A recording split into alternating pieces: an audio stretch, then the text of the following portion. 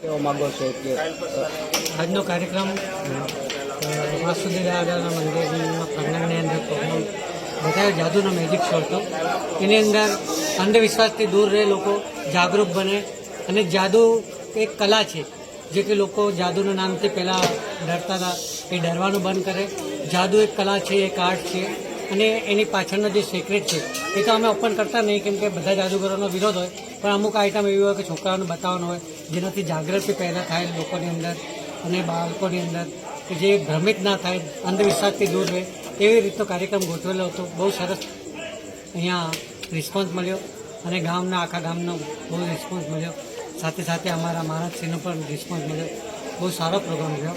એ માટે હું ગામના બી આભારી છું અને અહીંયા મંદિરના જે બી ટ્રસ્ટીઓ છે એ બધાનો બહુ બહુ આભારી છું. હા, જે સ્ટન્ટ કરવામાં આવે છે જાદુગર દ્વારા, એ દ્વારા પબ્લિકને શું કહેવા માંગો છો અને શું ઉપદેશ આપવા?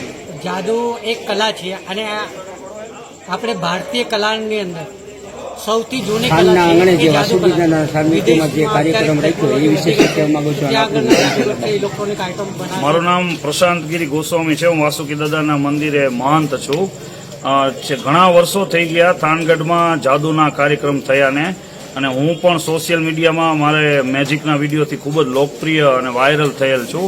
એટલે મારે દેશમાં સારા સારા મેજિશિયનો સાથે ખૂબ સારા સંબંધો પણ હમણાંથી સ્થાપિત થયા છે. એમાંથી જ એક સારા એક મેજિશિયન છે આર સમ્રાટ મેજિશિયન, આર સમ્રાટ જાદુગર.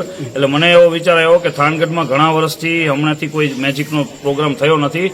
મેજિક એક નિર્દોષ મનોરંજન છે અને એની અંદર બાળકો, યુવાનો હોય કે વડીલો હોય, બધાને એક નિર્દોષ મનોરંજન મળતું હોય છે.